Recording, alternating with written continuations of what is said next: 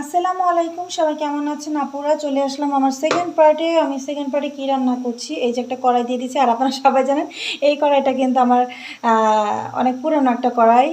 তো সবাই কেমন আছেন? আসসালামু আলাইকুম। আপনাদের বিডি ব্লগার ঈশিতা আপু এবং ঈশিতা রহমান চ্যানেল থেকে চলে এসেছি আপনাদের ঈশিতা আপু। সবাই কেমন আছেন? যেহেতু 2 দিন পরে ঈদ, তো আমি 2 পার্টেই হচ্ছে যে রান্নাটা দিচ্ছি। আর আপনারা জানেন, অনেকে বলবেন হয়তো এত পুরান কড়াই হ্যান ত্যান, কিন্তু আমার এই কড়াইটা অনেক প্রিয় আপনার ভাইয়ার হাতের। আপনার ভাইয়া প্রথম এনেছিল, তো জাস্ট এই কড়াইতে আমি সবসময় রান্না করি, এখন পর্যন্ত আমার ভালো লাগে। তারপর আপনারা হয়তো অনেকে বলবেন আপু এই জিনিসটা থাকবে না, তাই না? হ্যাঁ, থাকে না, তারপরেও একটা নিজের একটা মানে আত্মতৃপ্তি যেটাকে বলে, পছন্দ যেটাকে বলে, ঠিক আছে? তো যাই হোক, তো আমি হচ্ছে আজকে রান্না করব হচ্ছে পেঁয়াজ, এই পেঁয়াজ কাঁচামরিচ ফার্স্টে দিয়ে দিলাম। পেঁয়াজ কাঁচামরিচ ফার্স্টে দিয়ে দিলাম তেলের মধ্যে। এটাকে একটু ভাজা ভাজা করে আসলেই আজকে রান্না করব হচ্ছে বড় বড় চিংড়ি দিয়ে বেগুন আলু। এত মজা হয় দেখবেন আপুরা। এখানে অল্প একটু দেখা যেতেছে না, 10-12টার মতো, শুধু সেহেরির জন্য রান্না। আর সেহেরি আছে আজকে লাস্ট। খুব খারাপ লাগতেছে রোজাটার জন্য। দেখতে দেখতে কীভাবে যেন আমাদের প্রায় 28 রোজা শেষ করে 29 রোজা আমরা রাখবো। 29 রোজা শেষ, 30 রোজা রাখবো। তো এই হচ্ছে আমার পেঁয়াজ মরিচ হচ্ছে একটু লাল লাল হয়ে আসছে। এখন আমি বেটে রাখা আদা রসুন একটু দিয়ে দিব। তো অনেকে আছে যে এই রান্নাটা হয়তো করতে গেলে অনেকে দেয় না, কিন্তু আমার আদা রসুন আমার প্রত্যেকটা তরকারিতে শুধু ভাজি ছাড়া লাগে। তো পরিমাণ মতো হচ্ছে আমি লবণ দিয়ে দিচ্ছি।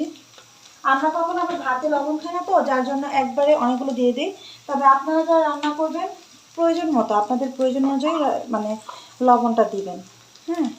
তো আমি এখানে একটু হলুদ দিয়ে দিচ্ছি, তারপর হচ্ছে গুঁড়া মরিচ,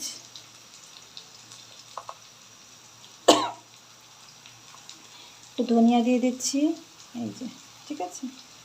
তো এই হচ্ছে আমার সব কিছু দেওয়া শেষ। এখন হচ্ছে এগুলো সবগুলো মিশিয়ে একটু নাড়াচাড়া করে একটু সামান্য পরিমাণে পানি দিয়ে দিব। হ্যাঁ, একদমই কম, জাস্ট শুধু মশলাটা যেন কষানোর জন্য অল্প একটু সামান্য পানি দিয়ে দিচ্ছি, সামান্য, এখন শুধু মশলাটা কষানোর জন্য দিয়ে দিলাম। তারপর দিয়ে দিব আমার বেছে রাখা হচ্ছে চিংড়িগুলো। হ্যাঁ, তো চিংড়িগুলো দিয়ে দিচ্ছি। এই যে চিংড়িগুলো এখন ভালো করে নাড়াচাড়া করে এটা একটু হওয়া হয়ে আসলে এটার সাথেই দিয়ে দিব হচ্ছে আমরা বেগুন আলু যে ধুয়ে রেখেছি ওগুলো। এটা একটু কষানো হোক, তারপরে আমরা দিয়ে দেবো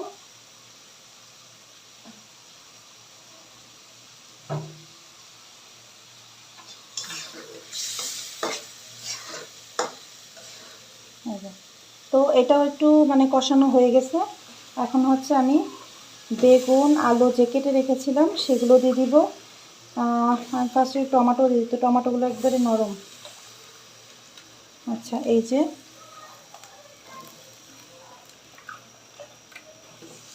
আমার বাচ্চারা বলেন ঘরের সবাই এই তরকারিটা খুব পছন্দ করে। হ্যাঁ, চিংড়ি মাছ দিয়ে এই রান্নাটা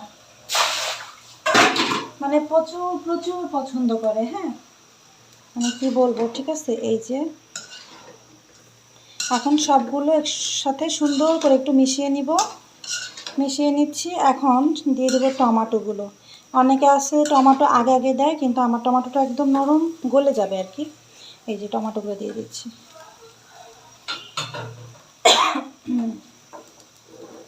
তো এই যে এখন দিয়ে নাড়াচাড়া করে একটু মানে কষানো হয়ে যাওয়ার জন্য একটু পানি দিব।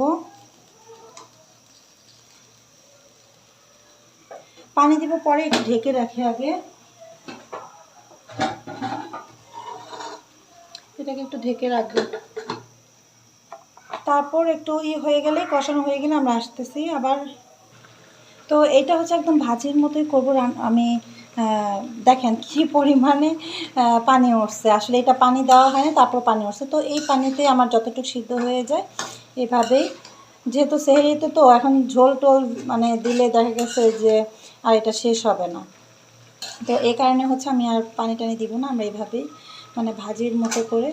তো এটা একটু আরও একটু হয়ে আসুক, প্রায় হয়েই আসছে। তো এ পর্যন্ত আপনাদেরকে দেখিয়ে দিলাম। দেখেন অনেক সুন্দর একটা তরকারি, খুবই টেস্টি তরকারি।